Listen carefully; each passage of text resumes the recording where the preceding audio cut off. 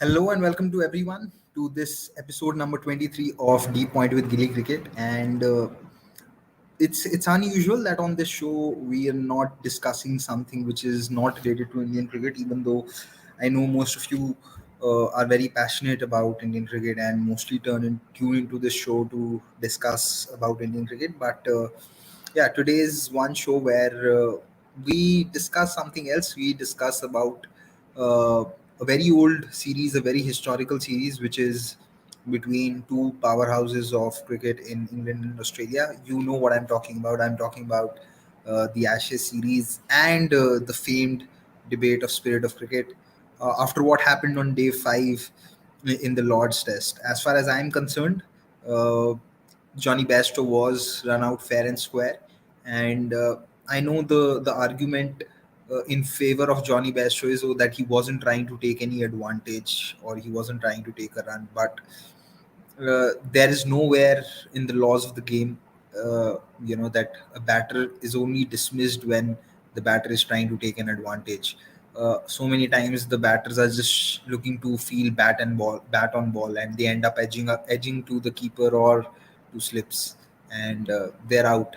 Sometimes the batters are just looking to block delivery, and they're still out bowled. So it's not about always about trying to gain an advantage. Sometimes batters are just run out when the ball deflects off the hand of the bowler and hits the stumps. So it's not that they are always trying to gain an advantage. Sometimes they are careless, and if you don't follow the rules, I believe you if the opposition is smart enough to penalize you for it, then that should be the case.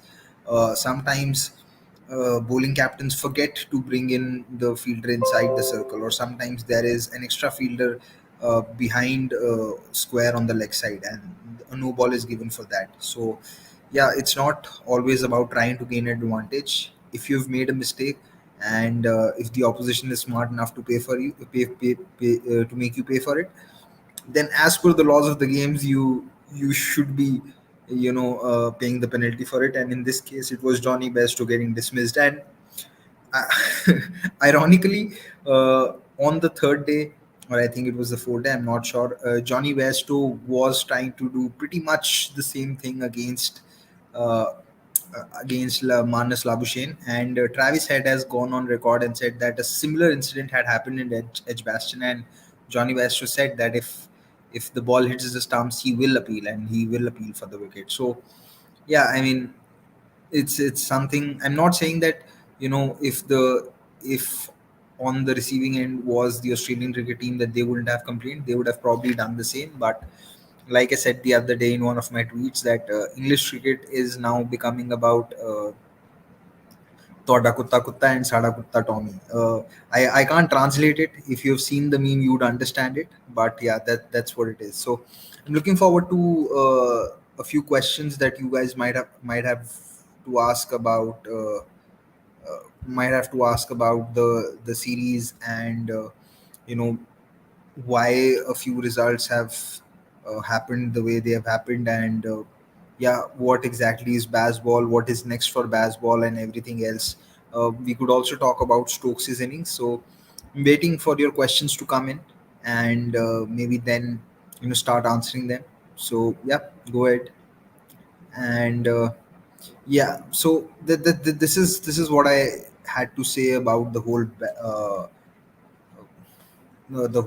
controversy of spirit of cricket. I personally feel that when a batter walks, especially when an umpire has given him not out, even that is also against the spirit of the game, because as per the laws of the game, you have to respect the umpire's decision. Now, you may be out, but if the umpire has given you not out, you have to respect that decision.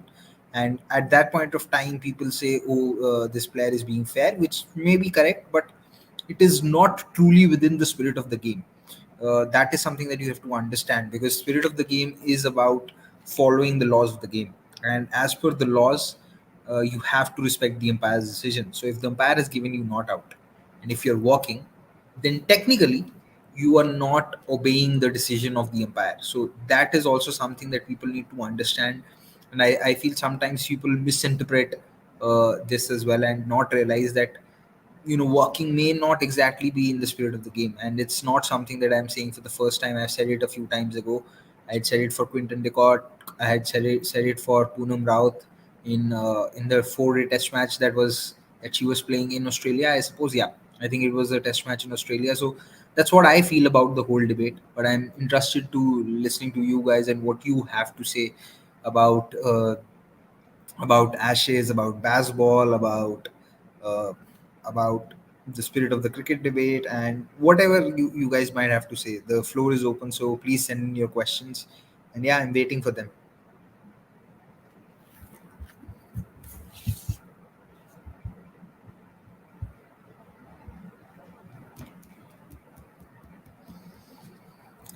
Very strange that today there are hardly any people, because it's usually not the case. There are so many times people are just waiting and they have already sent in their questions before the show has begun. So it's quite interesting that way.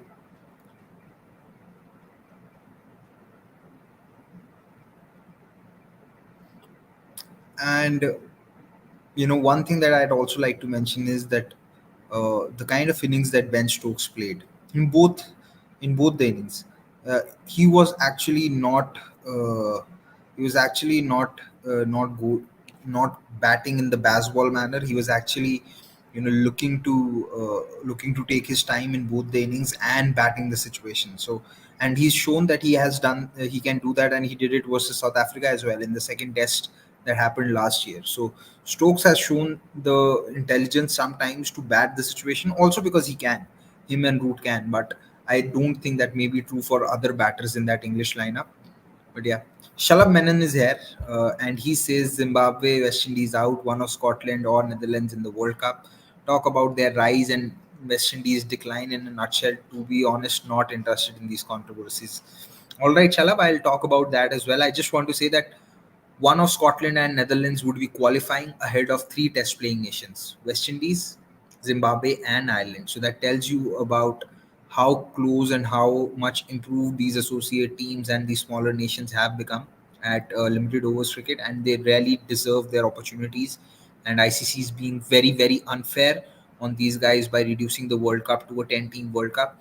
And even though there's outrage on the World Cup being restricted to 10 teams, I think this outrage has come at, I feel, 5 years late. Probably it should have come in 2018 or maybe even in 2017.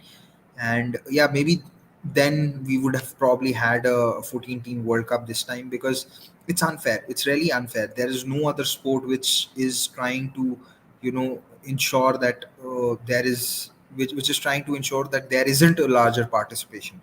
You look at hockey, you look at football, teams are actually growing, and the World Cup events are actually growing. Hockey used to be a 14 team event.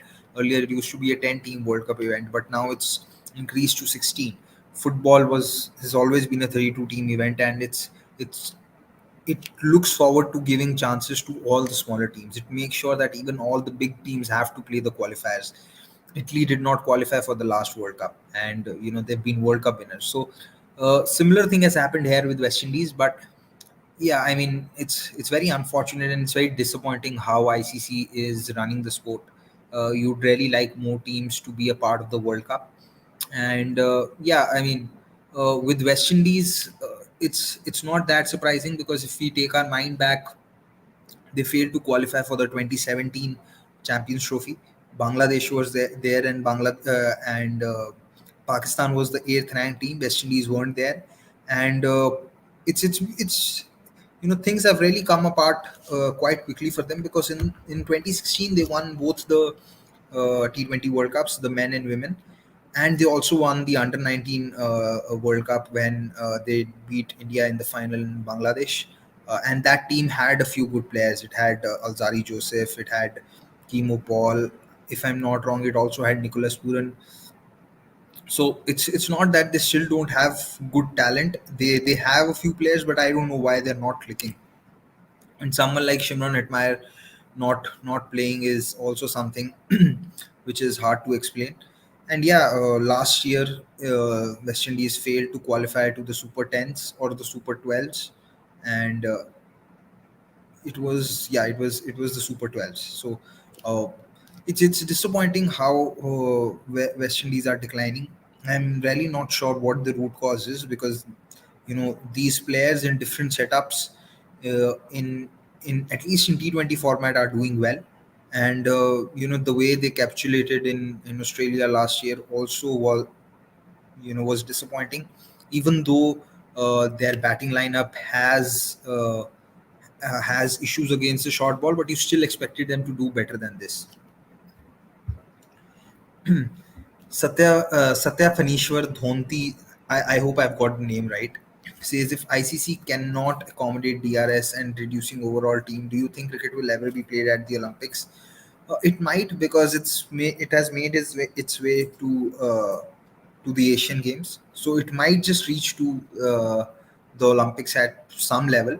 But I'm not sure if the teams will treat it as a elite event, because a lot of tennis athletes sometimes don't take part in the Olympics because they want to prepare for the Grand Slam. So I'm not sure. India will also be probably sending a B team at the Asia Cup. So don't know how much would teams take it seriously. But yes, eventually I think cricket will make it, because it's a big market.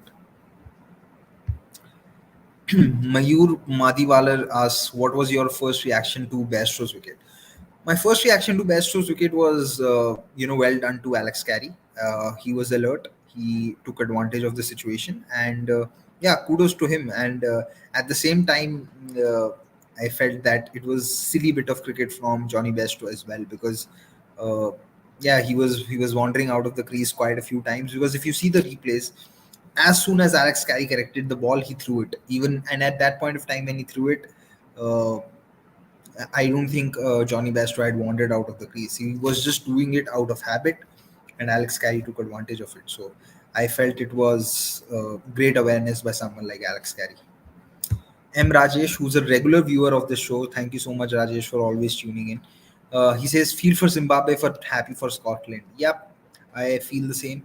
And yeah, I just feel that maybe if Netherlands had not messed up that chase versus Sri Lanka of 213 that day, because they eventually lost only by 21 runs, or maybe if they'd not been for that run out, or if they'd just shown a little bit of more awareness in that game, right now all four teams, Sri Lanka, Netherlands, Zimbabwe, and Scotland, would have been within a chance to play the World Cup. But right now, Sri Lanka are more or less qualified, and one of Scotland or Netherlands will qualify because of their net run rate. And I think Zimbabwe will rue the fact that they did not register a big win versus Oman, which really was in their control. I think I'm just pulling out the scores.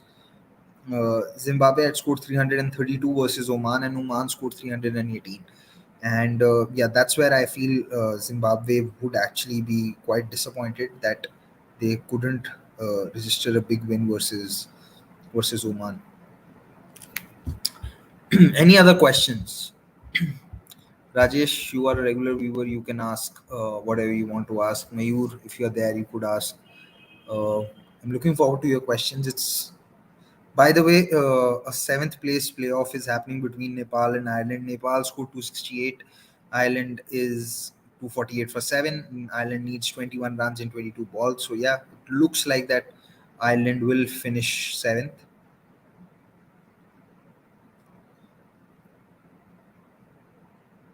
But yeah, coming to Oman, uh, I'm just looking at how they have done.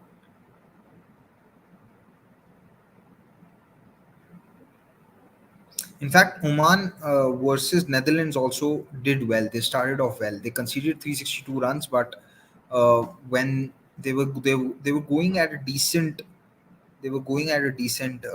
pace. In fact, Netherlands scored 362 in 48 overs, so that was there. And yeah, they started off well. They ended up scoring 246 for six in 44 overs. Due to rain, the score was miscalculated, like recalculated. Sorry.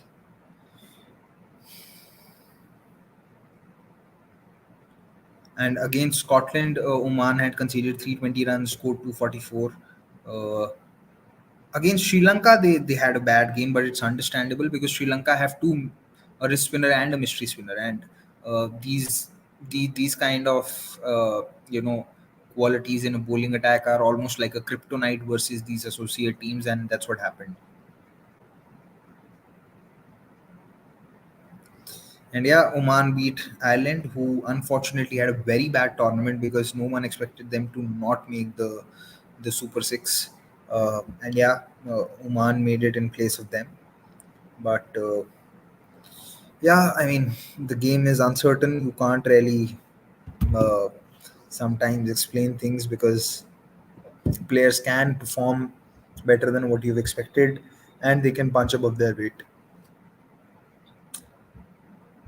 But to all the viewers who are watching this right now, ask me questions, send me something, send me send me whatever questions you might have. Cricket fan says, Paji, which teams are your four favorites that will enter the 2023 ODI World Cup semis? I think Australia have a good chance because of Zampa and how their batting holds up. Because Australia have a lot of cricketers who have had prior experience of playing in India. Someone like a Warner would be key. Steve Smith, I don't need to talk a lot about him. There's Mitch Marsh, and they have a lot of bowling options. There's Glenn Maxwell as well. Um, Cameron Green has now played one full IPL, and he continuously showed signs of improvement in that IPL. So they have a lot of options without a doubt. There's Marcus Stoinis. So I feel Australia will definitely be one team that makes the semis. Uh, Apart from that, England, again, because England players also have a lot of experience of playing in India, that especially on flat tracks, they could very easily outbat the opposition. I'd be interested to see what is the bowling combination that England go for, because I felt before the 2022 World T20 that England's bowling was slightly light, but they still managed to win the World T20. But I'm not so sure if you can do that with a light bowling lineup. South Africa, I'm concerned about their paces. I'm concerned about how Kagiso Rabada fares. The batting is definitely very good. I don't see any issues with the batting when it comes to South Africa. Would be interesting to see how does the form of someone like Tabraiz Shamsi holds up, because last year when South Africa were here, his bowling wasn't the greatest. Keshav Maharaj has done well. Andrik Nokia has done well. So would be interesting to see how their bowling lineup comes along. uh, Pakistan, another team that could really make it to the top four, because they have a. I feel for Pakistan team, their ODI cricket is their best format. You look at their players, you look at their batters.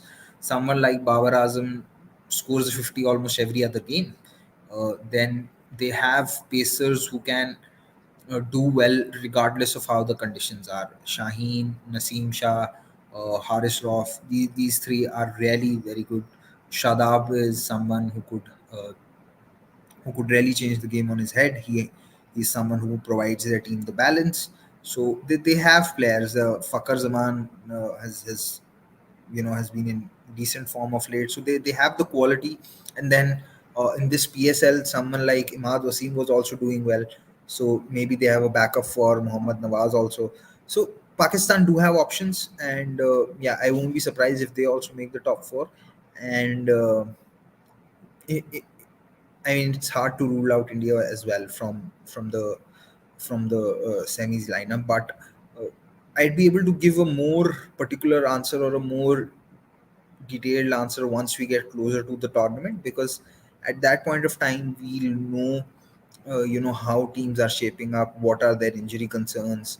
I think we're still 3 months away, and it could be it could be a little too early to make that prediction.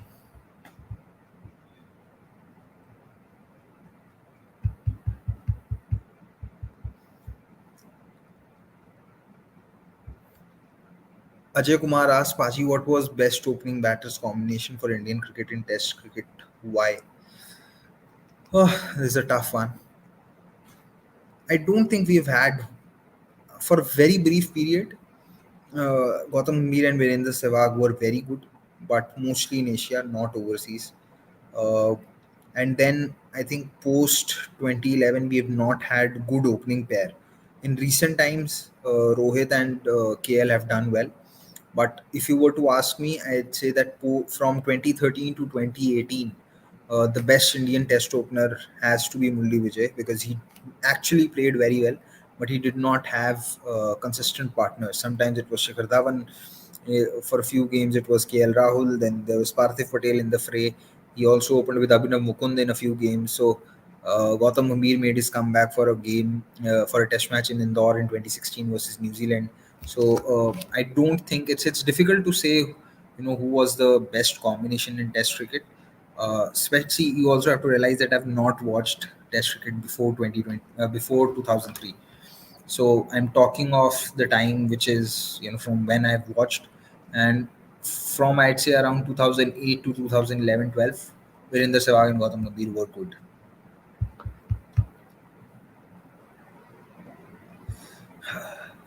Rajesh is saying, Paji, in recent times, Shami Rahane had two players selected for ICC tournament without playing any matches building into the tournament. Who will join that list in this year's World Cup squad?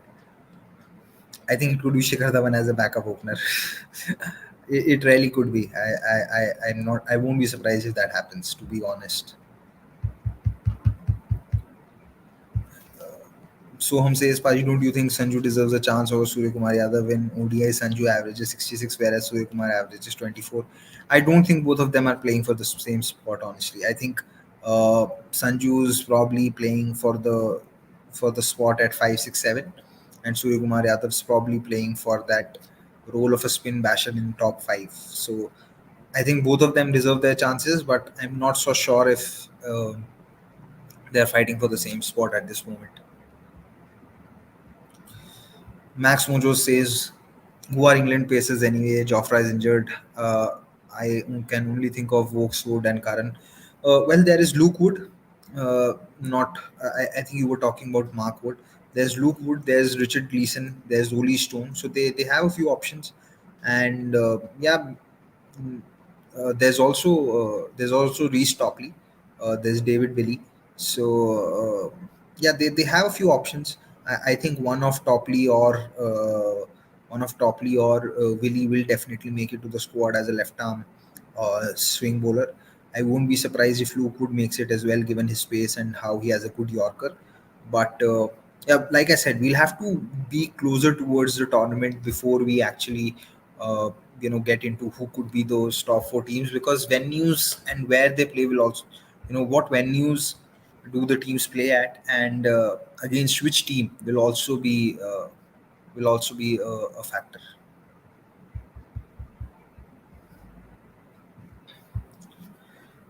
Satya Panishwar Dhonti says, with many of our key players like Shreyas, KL, Bumrah injured, will lack of game time negatively affect their performance in the World Cup? It definitely could.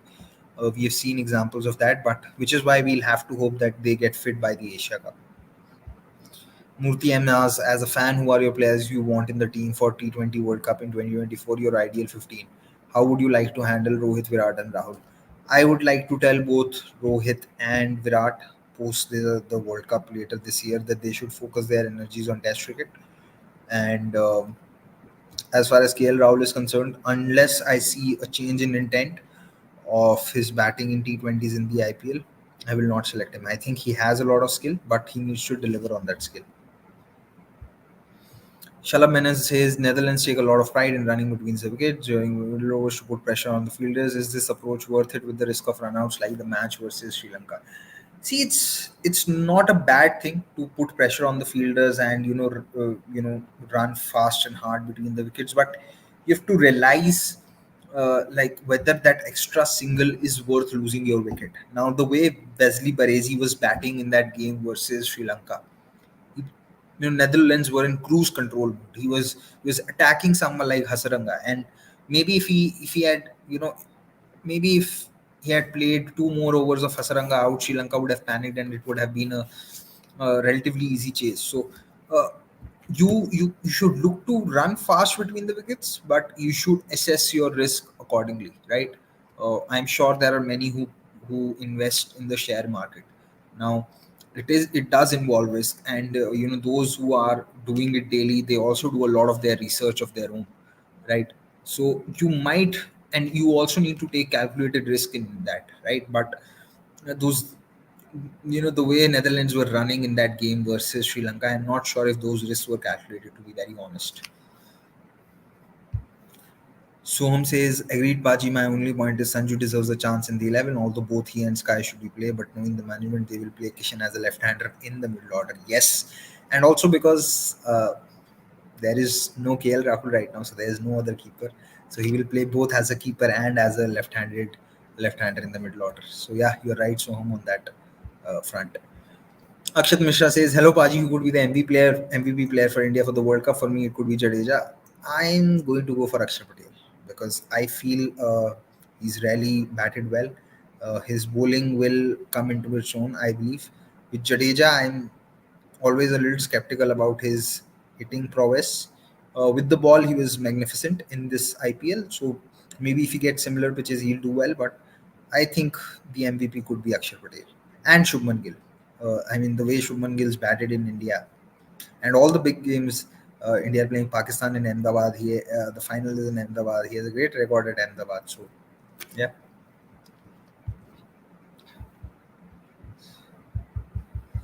So Ajay Kumar is asking Ajit Agarkar thoughts. I suppose this is a question regarding who's going to be the chief of selectors.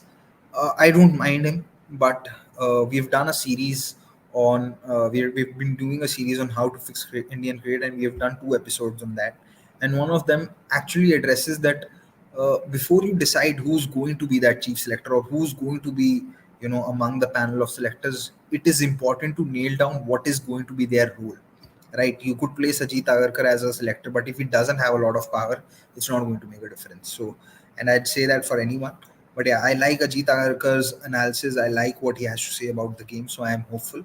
But I really want there to be clarity about the role that he has. Arth Devangan. I hope I've got the name right, Arth. Paji, as per reports, Bumrah is making returns in Ireland series. Would his performance in Asia Cup will decide his inclusion in World Cup, or it is Arth? You should know the answer to this question, my friend. He's the best bowler that we have right now across formats. If he's fit, he plays. Simple as that. Max Mojo says you're absolutely right about ODIs being the perfect format for Park. Won't be surprised if they make it far in the World Cup. They've been good. They've been very good and consistent. The openers and Babar look dangerous. And yeah, there's Rizwan as well who bats in the middle order in in the ODIs. So yeah, he's done well. And yeah, they do have a lot of mercurial players as well. Who on their day could just be very very lethal. Uh, someone like an Asif Ali. These guys are very mercurial. They may not be consistent, but the day they come off, they just they just take it away. So yeah, I mean, uh, it's going to be Pakistan will always pose a challenge because of the kind of players that they have and how skillful those players are. Akshat Mishra says, I feel it's funny that India will be playing practice game against West Indies and not play any practice game before WTC final. Yeah, I mean that's how the scheduling is.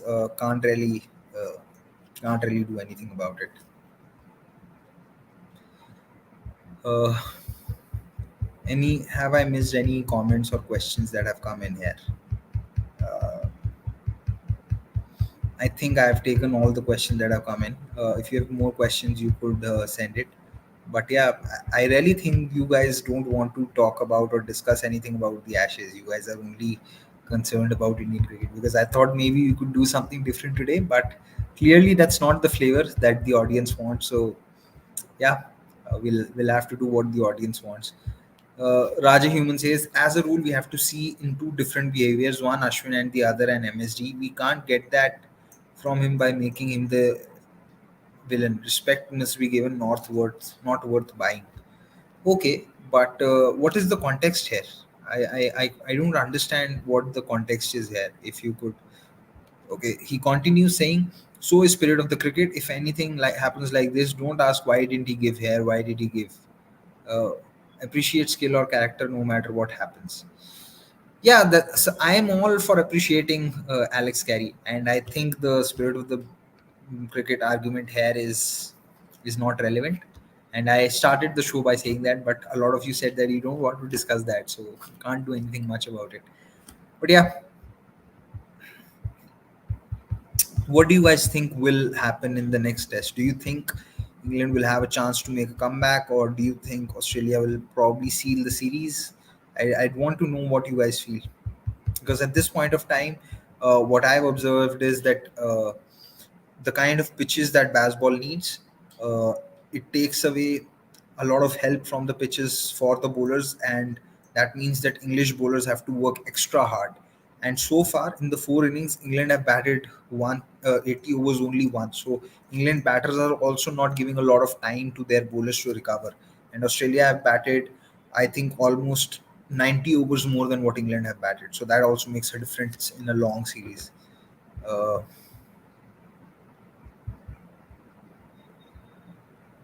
Does this West Indies series means anything for established player? It will be better to give chances to youngsters, both pacers and batters. I'm actually split on it, because you want your players who are in contention for the World Cup to get game time and play ODI cricket, but at the same time, I'm not sure what is there to gain by playing against a team which is not qualified for the World Cup. So it's a very it's a very difficult question to answer. If someone like Virat, if someone like Rohit could get runs under their belt and carry that confidence, maybe it's worth it. But I'm not sure really, uh, what is the right way here, because I see the arguments for both sides. Chuchand is there. He's one of our regular viewers. He's tuned in late today. I don't know why. He's always mostly on time. Paji, we thought Australia are wasted after that scandal, but they've ended up treble ODI, T20 World Cup, and WTC. India in last 10 years, zero trophies. Yeah, I don't think anyone thought that Australia are wasted after that scandal. They always had quality players coming in. In fact, they did decently in the 2019 World Cup as well. Uh, and in fact, before that, because they've beaten India in a ODI series in India, and then they went on to the semi-final, so they've done decently. And after that, they actually went on to draw Ashes in England as well, which is rare, because which is commendable, because England hardly win anything in Australia. Max Rojo says you can go ahead and talk about your Ashes thoughts on it, and we can chime in. I've already spoken, and not many chimed in, so that is why. Uh, Praveen Shivas asks who will be the off spinner to replace Ashwin. Washi Sundar, Jayant, tough to replace the off spinner of his standards. Your thoughts? It is very tough, because very few bowlers.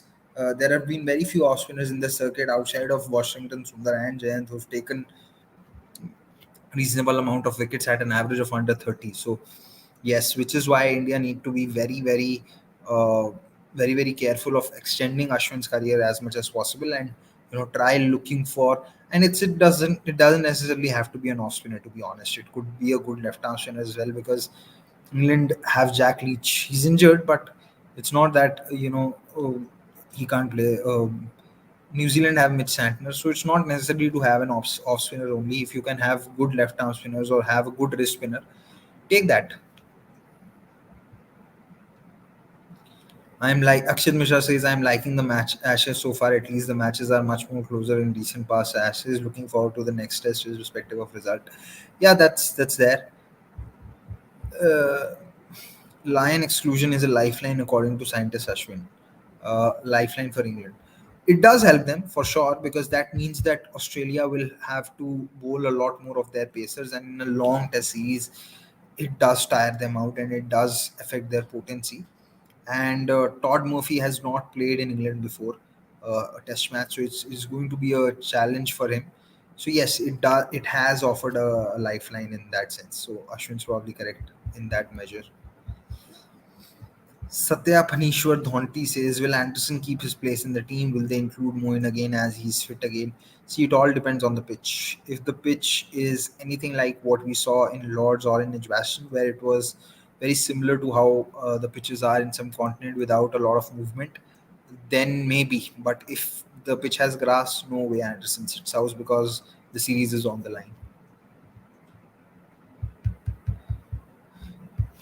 What's your view about players writing columns? Baz is doing exclusive radio morning chat with Sen. while the series is on. I'm surprised, honestly, in a good and both bad way, uh, as here we don't even get customary PCs and communication are both of them different extremes. Uh, in like I always say, it's always good to have Pranav Anand on the show because he will bring in questions that no one else will. So it is very different from what we get in India, where we don't get customary PCs, and those customary press conferences also have questions which are approved by the media manager. So it's not that players will have to take all questions; they will only take questions which have been approved by the media manager. Uh, I think England might be overdoing it a little, and it's probably it's probably a a method or a coping method where they are coming up with more excuses, because from whatever I've heard so far, whatever I've read so far, I read Ollie Robinson's article in Wisden after the first test, and I've read what Broad has to say. I think a lot of it are just excuses. You need to admit that Australia have been better. Australia have kept you on the field for longer. That has affected your bowlers' potency. You have to accept that the pitches are not helping your bowlers, and you don't have the pace which Australian bowlers have to take the pitch out of the equation, and that is why you're struggling. And that declaration in the first test was stupid because there was nothing to gain from it. Those 50 odd runs or 40 odd runs might have allowed Stokes to attack a little more when that partnership between Lyon and Cummings was happening on the in the final session of day 5. And yeah, I mean, England have not looked to bat well. I mean, England were in the driver's seat in the first innings at one point of time, and they just collapsed out of nowhere, and it was just very bad batting. It was, you could say, yes, that has given them results, but again, it's about risk assessment. you know it's about risk assessment. Now that England have lost 2 matches in a row in home matches, even ex-cricketers are saying, "Oh, it's one thing to play aggressive cricket, and it's completely another to play reckless cricket." And this is what something that I had said during the Pakistan tour as well, when that declaration was happening. That yes, sometimes these things will work out, but not always. And the team that will always win more than the other would be the one that will be playing adaptive cricket. And Australia have been far more adaptive than England in this Ashes so far. And yeah, I mean, it makes for good content. The way England cricketers and England coaches coming out to speak, it really gives great content. But I'm not sure if it really helps England in making themselves better prepared for the third Test match. I feel that, but yeah, I could end up sounding extremely silly if England go on to win that next Test match. But this is my opinion, and yeah, hindsight is a beautiful thing, and I don't have the benefit of hindsight. So all the best to England. But yeah, I feel that you need to acknowledge that the opposition has done well. Even if you want to talk, you might as well talk. Thoughts on Ashwin's statements after the WTC's loss? He tried to capitalize on his drop from playing 11. Should he have taken the loss on the chin and move on? He was a part of the team that lost last few ICC events. Not really. I mean, he just spoke about his disappointment, and I thought he had the right to be disappointed because we've seen what England did. England have brought back Moeen Ali because Australia have had left-handers, and Ashwin is far better spinner than Moeen Ali. And yeah, I genuinely think that Ashwin would have probably done better than what Umesh Yadav did, at least on the evidence of what we have seen of Umesh Yadav in overseas Test matches, and how there are 4 or 5 left-handers in the Australia lineup. So uh, I think it's okay if he spoke his piece, because we need to allow that space as well to cricketers, and we shouldn't really, because anyway we don't have a lot of communication coming from the team in Indian cricket. So if a cricketer is coming out and speaking, we might as well take appreciate that, because we get to know what is the psyche. We get to know, and we get to discuss a lot more things than what we would have otherwise. I love hearing what Gideon Hay has to say about these Ashes. Love his work. Don't know if you have heard of him. Oh, I've heard of him. Gideon Hay was one of those people who had criticized Australia a lot during the 2008 Sydney Gate Test match as well, where they said that um, you know what Australia was doing was not something which was in the spirit of the game, because Australia were actually trying to cheat by claiming catches which had bounced. and he was very critical of the Australian team then. So I've read Gideon Hay, and yeah, I like him. One of the people at cricket.com, someone like Somesh Agarwal, he's a huge fan of Gideon Hay. So if you want to talk about Gideon Hay to someone, Somesh is the man. Ajay Kumar is asking Pope replacement. I think it would be Dan Lawrence, or England could look to play Moeen Ali and an extra bowler because they need that. I'm not sure how much bowling would Stokes be able to do with that bad knee, given how much he bowled in that last Test match. So ideally, it should be Dan Lawrence, but I could see England going in with a different combination also. So I've been on this show now for 40 minutes, and okay, so next question. I was just saying to say I'll take a last few questions. Mayur Madiwalar says it's Stokes the best all-rounder of this generation. I was in awe of his innings. Uh, See, he's someone who definitely has a lot of performances in those big moments, but he's not been very consistent. So I'm not sure if he's the best all-rounder of this generation, but he's definitely the man for the big moments because someone like Ravindra Jadeja has been far more consistent, but he maybe doesn't have those performances, his big games that Stokes has had. So yeah, that's what I have to say on that. Uh, but yeah, he's definitely. I feel he's definitely better than Andrew Flintoff for sure.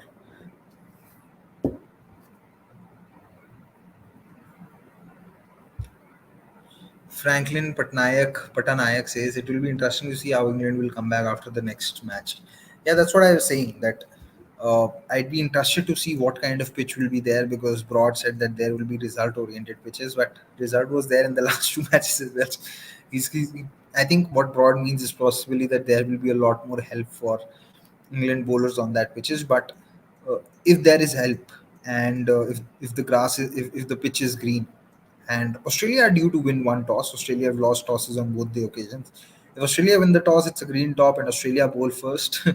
I would not be very confident of England's batting either. So could backfire, but let's see. Anyway, we've been on this show for 42 minutes. The agenda was going to be something very different, but you guys did not show a lot of interest in that, and hence we drifted. But it's okay because this show is mostly about having a communication between the viewers and myself and answering what the questions that they've had. To those who've joined in for the first time, please like this video and subscribe to cricket.com because we have a lot of cricket related content for a lot of you guys. And you should, if you think that if you've liked the show, please share it with your friends and family or whosoever you think is a cricket fanatic. And please like the video. You could do that at least for someone who's spoken 42 minutes on a stretch. But yeah, I'll take the next question. Greg K says, Paji, do you think England overreaction is because they faced a proper informed quality bowling lineup and Basball have kind of flopped? Crawley pre-Lords just said they will win by 150 runs. Yeah, I do think that they did not expect to lose. They did not expect going down 2-0, and they've had a hard time accepting that. That is why a lot of statements have been just pure absurd. Can I ask you one thing? Why Indian journalists getting involved in Ashes controversy when it's not related to India or Indian player? Why criticize or have any opinion on others matter? No, I don't think it's just a English cricket or a Australian cricket matter. It's just a matter of pure cricket about having something as absurd as spirit of cricket being used as per convenience, which shouldn't be the case. And this way, I think us cricket lovers should not be even be talking about the World Cup qualifiers, right? Because the Indian team is not playing. So when you're watching a sport, you have to watch, and when you are in a position to ask questions, I feel you have to watch it and ask questions to those who run the sport so that it could become better. So if we are saying that the ICC needs to do better so that the World Cup would be a 14 team event rather than a 10 team event, we are doing it because we want to see the growth of the smaller nations. So it's not that just because we are Indians, we shouldn't be talking about what happened in the Ashes, or um, if we are English or Australian, we shouldn't be talking about what is happening in the IPL, or what is happening with Indian cricket. Let's not see, sports in itself is a community.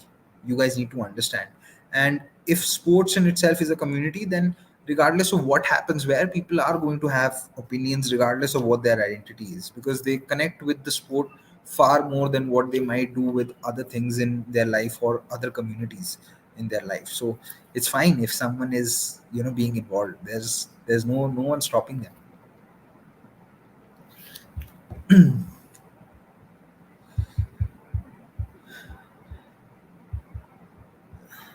Just going through other questions. Akshat Mishra says, Paji, which ground could be the most advantages and which could be the most disadvantages for India in the ODI World Cup? Chennai could be a difficult ground for India. So could be Wankhede. Because if India have to bat second and there is no dew, as we saw versus Australia, the ball can spin and the ball can grip and it could get difficult. Wankhede is one ground when it is flat, you could score a lot of runs, and if that happens, then especially if India are batting first, it could not end well because Indian batters have the capability to post a 330 or a 320 or a 330 or 340 kind of a score on a pitch where the power score might be 300 or 310. But when the pitch is a 350 plus or a 350 kind of a pitch, that is where, when it comes to scoring, 370, 380, 390, that is where Indian batters struggle a little bit. So flat pitches and pitches which have a little bit of turn or grip, they could be a little disadvantages to the Indian team. uh, yeah, so not sure which would be the most advantageous, because again, a lot comes down to if India win the toss or bat first or bowl first, or if India win the toss at all. Because if India are playing in Ahmedabad, where we saw during in the where we saw that the ball was swinging in the evening, and if they have to bat second under lights versus Shaheen, Naseem, and Haris Rauf, it could be difficult. It's not going to be easy. India play New Zealand in Dharamshala, and again, if India are batting second, the ball could swing, and Trent Bolt is there, so Tim Saudi is there. So I don't think there's any easy game. Praveen Shiva says Test team has only Shardul as our only option as fast bowling all rounder. Can he should be given long rope or other young? He should be given a decent rope. He's doing well, and I don't think Venkatesh Iyer and Vijay Shankar are ready for Test cricket or can bowl as much in Test cricket. Chuchan says, I don't like Ashwin's statement that teammates are no more friends anymore. Dude, you're a professional and it's your duty to perform. Teammates are your professional colleagues. That's what he said, right? That you have colleagues anymore and there are not no friends. So maybe he was referring to the change in culture. So it's okay if you don't like his statement, but essentially what you are saying and what he has said are the same things. So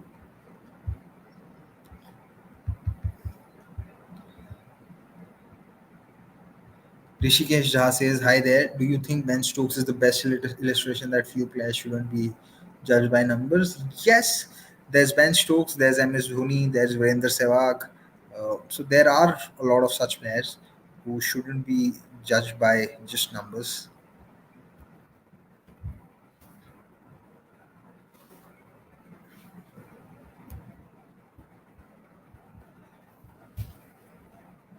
Neural Hacks with Vasant says, Paji, lately middle order is getting exposed too soon where KL have come soon, like within 15 overs in Australia home series or even the Bangladesh. Where the top order is going wrong in any stat on this. So the see in Bangladesh series, I don't think India were playing with their two main openers. In Rohit did not play the third ODI, and Shubman Gill was injured. And then against Australia, the ball was moving, and yeah, the batters struggled. But it's a good thing because what we have seen is that the top three were scoring runs and the middle order wasn't exposed. So now we have that middle order exposed and they are scoring runs. So it's a good thing. I don't see that being a huge problem because outside of these two series, the top order has scored runs. Shubman Gill has scored a lot of runs.